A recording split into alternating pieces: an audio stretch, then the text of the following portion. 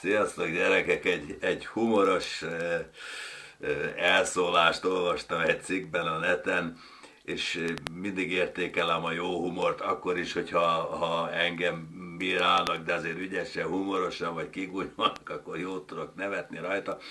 Itt a kereszténység becsületén esett csorba, és a cikkíró erősen gyanítom, hogy nem hívő volt, vagy legalábbis nem keresztény.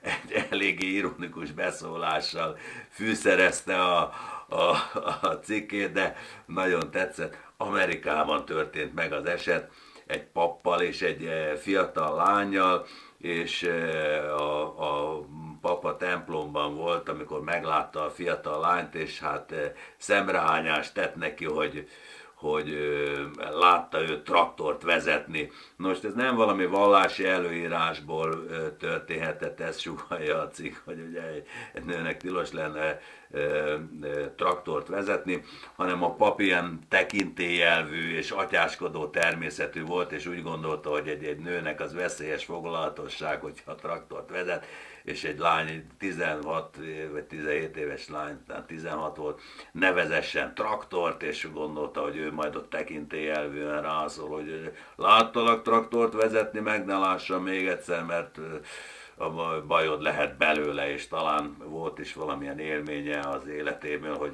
egy nő traktorvezetés közben megsérült, és a többi, és a többi. De hát ez a lány nem egy olyan átlag lány volt, aki azt mondta, hogy igenis tisztelendő úr, vagy lelkész úr, nem tudom melyik keresztény felekezethez tartozhatott a pap. Ezen túl nem ülök a traktorra, hanem szépen jogosan vagy nem jogosan ne visszavágott neki feltehetően, hogy mi köze hozzá, hogy mi köze a papnak hozzá, hogy én traktorra ülök vagy nem. A pap az megint szót követett, ahogy szokták mondani, szóváltás közben, és egyszer csak végső évként eldurrant egy pofon, és pofon vágta a lány. Na és itt jött a humoros észrevétel az újságíró részéről, mert azt mondta, hogy a lány egy pillanatra elfeledkezett a bibliai elvekről, és ahelyett, hogy a másik arcát tartotta volna oda, kihívta a rendőrséget. Nekem nagyon tetszett ez a finom irónia, amivel ezt a cikkíró fűszerezte. És hát aztán ugye még ment egy kicsit a polémia a cikkben, hogy a hívek egy része elítélte a papot, hogy lehet ilyet tenni, a másik része meg azt mondta, hogy nagyon jó pap, gyűjtött a szegényeknek, és a többi, és hát a lány miért volt vele tiszteleten, tehát ugye megoszlottak a vélemények, de ugye a cikkíró ezzel a fűszeres, ironikus humorával és hozzászólásával azért nagyon jól rátapintott a lényegre, mert ugye Jézus nagyon egyértelműen mondta, hogy ne szálljatok szembe a gonoszszal.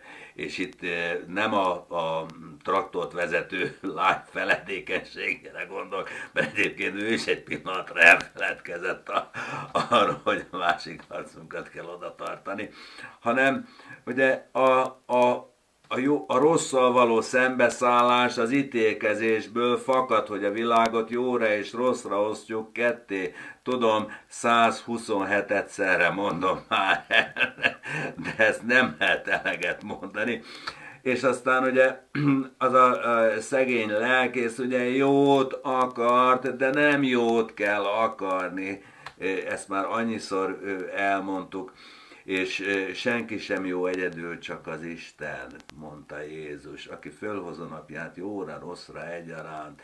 Tehát nem kell jót akarni, és nem kell atyáskodni, és nem kell tekintélyelvűen a templomba a traktorvezetésre figyelmeztetni a kislányt. Még ha magánemberként külön az utcán azt mondom neki, hogy szól, vagy az édesapjának, az egy dolog, de ha a szülei megengedték annak a lánynak, hogy traktort vezessen, akkor vezessen traktort. Ha egyszer föl fog borulni, akkor föl fog borulni. Jóisten a hajunk szálát is számon tartja, és veréb nem eshet le a fáról tudta nélkül. Ha Jóisten nem erősíti őt meg, vagy nem ülteti el a fejébe a gondolatot, hogy maradjon nyugton, akkor ő föl fog borulni azzal a traktorral.